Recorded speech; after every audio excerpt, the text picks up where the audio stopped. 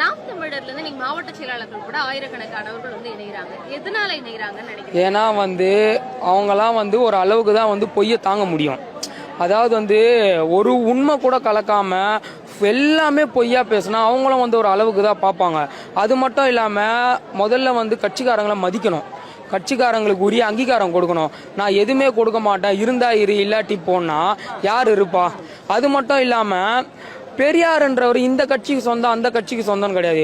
ஒட்டுமொத்த மனித குலத்திற்குமே, அதாவது சாதிய ஆதிக்க ரீதியில ஒடுக்கப்பட்ட தாழ்த்தப்பட்ட அனைத்து மக்களுக்கும் பெரியார்ன்றவர் ஒரு முக்கியமான ஆளு. அவர் இவங்களுக்கு தான் சொந்தம் அவங்களுக்கு தான் சொந்தம்ன்றது கிடையாது. அப்படி இருக்கும்போது நீ வளர்ற வரைக்கும் பெரியாரை பிடிச்சிட்டு பெரியார் ஆதரவாளராக இருந்து திராவிடர் கழகத்தில் போய் பேசிட்டு இன்னைக்கு வளர்ந்த பிறகு பெரியாரை எதிர்க்கிறேன்னா உன்னுடைய கட்சியிலையும் பெரியாரால பயனடைஞ்சவங்க இருப்பாங்களே. பெரியாரால பயனடைஞ்சவங்க தான் எல்லாருமே. அப்படி இருக்கும்போது யார் ஒத்துப்பா? அதாவது அவர் சொல்றாரு வளர்த்த பெண்ணையே திருமணம் செஞ்சுக்கிறாரு, தான் சொத்துக்காக திருமணம் செஞ்சுக்கணும் தலைவராக கேட்கிறாரு. அன்னைக்கு இருந்த பிரிட்டிஷ் பிரசிடென்சில தன்னுடைய சொத்துக்கும் தன்னுடைய கட்சியினுடைய சொத்துக்கும் வாரிசு இல்லைன்னா அந்த மொத்த சொத்தையும் பிரிட்டிஷ் அரசு பறிமுதல் பண்றோம். அதனாலதான் ஒரு மணியம்மையினுடைய ஒப்புதல் மூலியமா தான் மணியம்மை திருமணம் பண்ணிக்கினாரு. அது மட்டும் இல்லாம வளர்த்த பெண்ணை திருமணம் பண்ணிக்கினாரு அடுத்து சொல்றாரு. அதாவது பெண் குழந்தை தத்தெடுப்பு சட்டத்தை 1956 தான் கொண்டு வராங்க. ஆனா அவர் இதுக்கு முன்னாடியே திருமணம் பண்ணிட்டாரு. அப்படி இருக்கும்போது அவர் எப்படி தத்தெடுத்த பண்ண திருமணம் பண்ண முடியும்? ஆனா அவர் என்ன பண்றாரு? இந்த மாதிரி அவரு பண்ண லீலைகள்லாம் நிறைய இருக்கு. ஏன்னா இளைஞர்கள்லாம் பார்ப்பாங்க. இன்னமும் அவங்க கட்சியிலேருந்து இந்த சேரதா போறாங்க. நீங்க நினைக்கலாம் ஏன் எல்லாருமே திமுக சேர்றாங்க? ஏன் அதிமுக பொறுத்த வரைக்கும் அண்ணானால என்னன்னு தெரியாது, திராவிடம்னால என்னன்னு தெரியாது, ஒரு கொள்கை பிடிப்பு எதுவுமே கிடையாது. ஏன் இவ்வளவு பேசுங்க? இதெல்லாம் அம்மையார் ஜெயலலிதா இருக்கும்போது பேச வேண்டியதானே, முத்தமிழ் கலைஞர் இருக்கும்போது பேச வேண்டியதானே. அவங்க கிட்ட திராவிடம்னா என்ன டெஃபினிஷன் கேட்டிருக்க வேண்டியது. அவங்க சொல்லியிருப்பாங்களா திராவிடம்னா என்னன்னு? அவங்க இல்லாதப்போ நீ ஆடிட்டு இல்லாதப்போ நீ இப்போ அதுக்கான முற்றுப்புள்ளியா தான் நீ திமுக உனக்கு செக் வச்சிருக்கு. திமுக பொறுத்த வரைக்கும் ஒரு கட்சியை அழிக்கவும் தெரியும் ஆதரிக்கவும் தெரியும். எதிர்க்கிற கட்சியை ஆதரிக்கிறதுக்கு எக்ஸாம்பிள் தான் நீங்க எங்க கூட கூட்டணியில் இருக்கிறவங்க.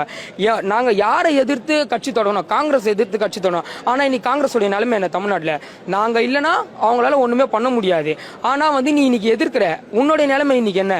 அந்த மாதிரி திமுக அடிக்கவும் தெரியும் அணைக்கவும் தெரியும். நீ இன்னைக்கு அணைக்கிற கேட்டகரியில இருந்த, ஆனா நீ இப்போ வெளியே போயிட்ட. இப்ப அடிக்கிற கேட்டகரியில உன்னை நாங்க துவம்சம் பண்ணாம விட மாட்டோம். உன் பலமே அந்த பேச்சு தான், உன்னுடைய பலவீனமே அந்த பேச்சு தான். அதாவது உன்னுடைய பலத்தை பயன்படுத்திக்கிட்டு நீ கரெக்டா வந்திருக்கணும். தமிழ்நாட்டில் திராவிடம் இல்லைன்னா ஒண்ணுமே பண்ண முடியாது. இன்னைக்கு திராவிடத்தால தான் எல்லாரும் இடுப்புல கட்டின துண்டை தோல் மேல போடுறேன்னா என்ன காரணம்? திராவிடம் செய்தது தான். எல்லாருக்கும் புக்கு பரிசளிக்கிறான். முத காலத்துல நம்ம படிக்கவே கூடாதுன்னாங்க, காலில் செருப்பு போடக்கூடாதுன்னாங்க. இன்னைக்கு பாருங்க நாங்க ஷூ போட்டுட்டு இருக்கோம். அதற்கு காரணம் தந்தை பெரியார் தான், இந்த திமுக தான். தந்தை பெரியார் சொன்னார்னா திமுக ஆட்சிக்கு எல்லாத்தையும் சட்ட வடிவமா மாத்தினாங்க. அப்படி இருக்கிற பெண்களுக்கு சொத்துரிமை யார் கொடுத்தது? இன்னைக்கு பெண்ணுரிமை பேசுறாங்க. பெண்ணுரிமைகளுக்காக என்ன பண்ணாங்க? பெண்களுக்கு சொத்துரிமை கொடுத்தது திமுக. 33% இடஒதுக்கீடு கொடுத்தது திமுக. கல்வியில வேலை வாய்ப்புல 30% இடஒதுக்கீடு திமுக. அந்த மாதிரி பெண்கள் இளைஞர்கள் மாணவர்கள் வேலை வாய்ப்பு எல்லாருக்கும் கேட்டகரியா பிரிச்சு இன்னைக்கு திமுக இல்லைன்னா தமிழ்நாட்டில் ஒண்ணுமே கிடையாது. இந்த மாதிரி போய் அதிமுக காரங்க கிட்ட கேளுங்க, அதிமுக நீங்க என்ன செஞ்சீங்கன்னு. எங்க அம்மா இருந்தாங்கன்னு சொல்லுவாங்களே தவிர அவங்க செய்த திட்டங்களை யாரும் சொல்ல மாட்டாங்க. அப்படி இருக்கும்போது திமுக தான் திமுக இல்லைன்னா அதிமுக இல்லைன்னு கூட சொல்லலாம். திமுக இல்லைன்னா எந்த கட்சியுமே இல்லை தமிழ்நாட்டில். திமுக அதான் ஒரு கவிதை ஒன்று இருக்கு.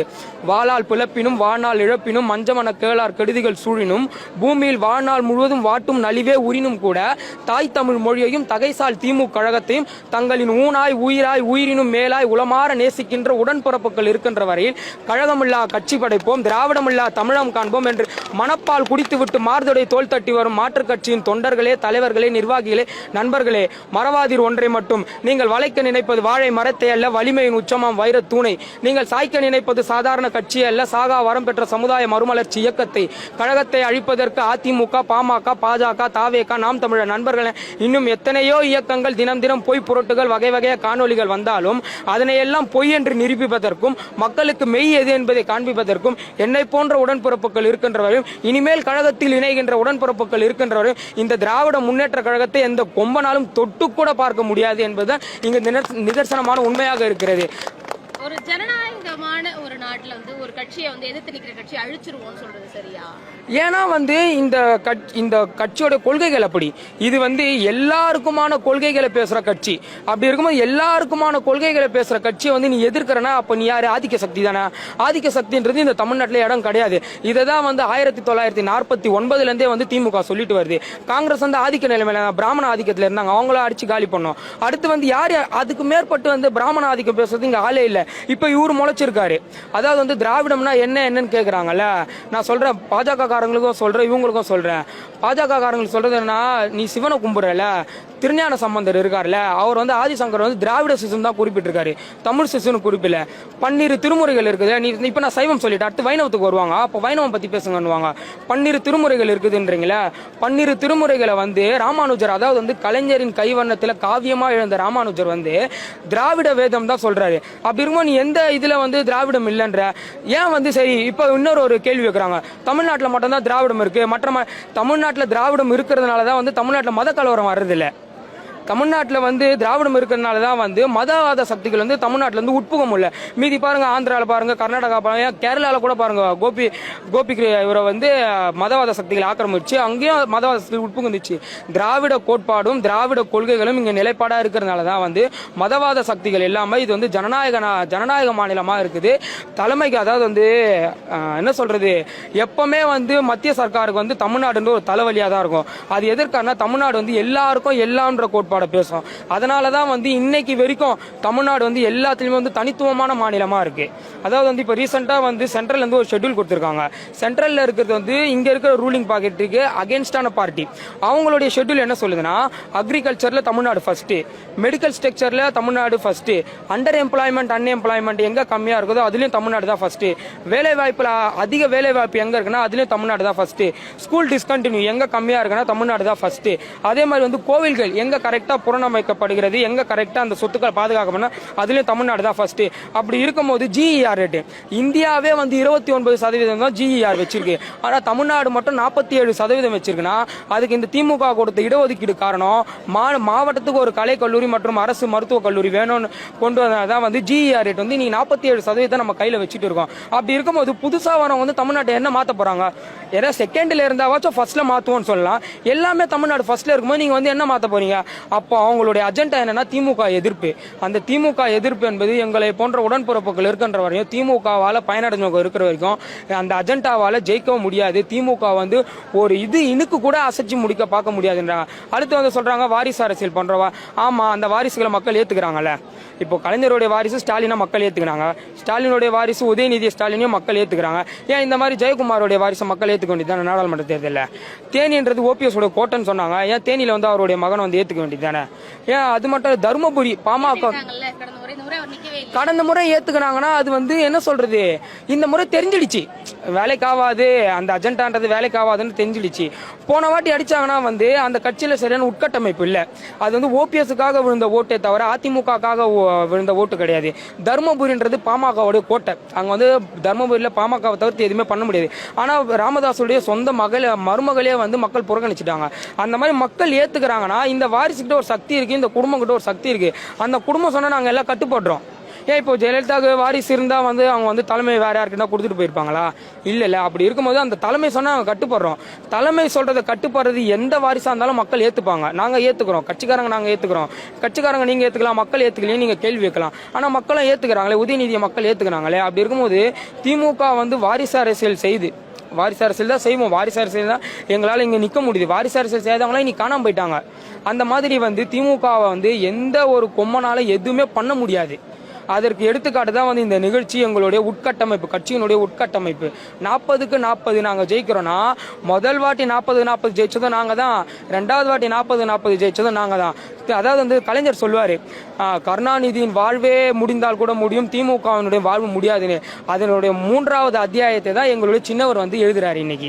அடுத்து கட்சிக்கு தலைமை தாங்கி இந்த கட்சியை வலுப்படுத்தி இளைஞர்களுக்கு வந்து ஒரு சக்தி ஊட்டி இந்த மாதிரி வந்து திராவிடத்தை வந்து, அதாவது 50 ஆண்டு கால திராவிட சித்தாந்தத்தை வந்து இந்த சீமான் வந்து மொத்தமா உருகுலிச்சிட்டாருன்னு தான் நான் சொல்ல முடியும். அவர் வந்து மாணவர்களையும் இளைஞர்களையும் வந்து திராவிடம்னா என்ன, எல்லாருக்கும் எல்லாமானது தான் திராவிடம். அதாவது வந்து ஆரியர்கள் இருக்காங்கன்னா ஆரியர்களுக்கு எதிரானவர்கள் திராவிடர்கள்.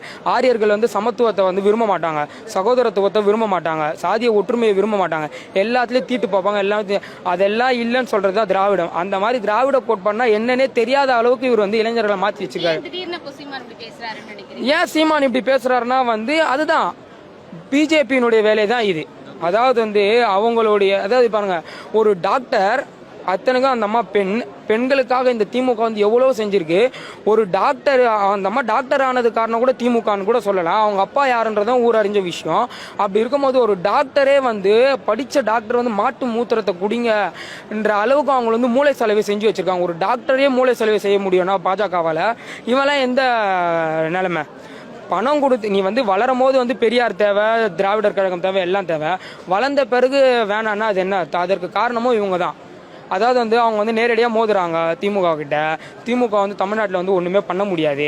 அப்போ என்ன பண்ணலாம்? உள்ளே இருக்கிற கட்சிகளை வச்சு திமுக அடிக்கலான்னு பார்க்குறாங்க. சின்ன சின்ன கல் எறிகிறதுனால மழை வந்து உடஞ்சிடாது, புரியுதுங்களா? வெட்டுறதுனாலே வந்து மழைன்றது உடஞ்சிடாது. மழையாக தான் இருக்கும். அது வந்து அண்ணாமலைக்கு தெரிஞ்சால் சரி, சரிங்களா? அது வந்து அவர் தெரியாதனால தான் வந்து அவர் பேசிட்டு இருக்காரு. தமிழ் தாய் வாழ்த்தை பற்றி பேசுகிறாங்க. தமிழ் தாய் வாழ்த்தில் ஒரு மொழியை கொச்சப்படுத்திட்டு இன்னொரு மொழியை தூக்கி பேசக்கூடாது சொல்லிதான் வழக்கொழிந்த ஆரியம் போல்ன்ற வார்த்தையை தூக்குனவர் முத்தமிழர் கலைஞர் அவர்கள். ஆனால் நீ இந்த தமிழ் தாய் வாழ்த்தையே நீ பாட மாட்டேன்னா, அன்றைக்கே எங்ககிட்ட தான் ஆட்சி இருந்தது, அதிகாரம் இருந்தது. அந்த வார்த்தையை தூக்கும் போது இன்றைக்கே எங்ககிட்ட தான் இருக்குது, ஆட்சியும் இருக்குது, அதிகாரமோ.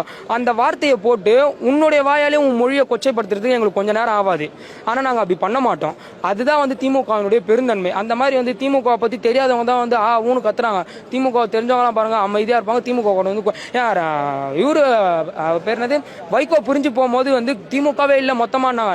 இன்னைக்கு வந்து வைகோ யார் கூட சேர்ந்திருக்காரு? திமுக யாரு என்னன்னு தெரிஞ்சவங்க எல்லாருமே வந்து திமுக கூட கூட்டணிக்கு வந்துட்டாங்க. இந்த தெரியாத அல்லு சில்லுங்க தான் வந்து வெளியே நின்று கத்திட்டு இருக்குதுங்க. அதுவும் இன்னும் கொஞ்ச நாள்ல வந்து சேர்ந்தா அவங்களுடைய அரசியல் பயணம்ன்றது நிலைக்கும். இல்லையா அதோட அடியா முடிஞ்சு போயிடும்.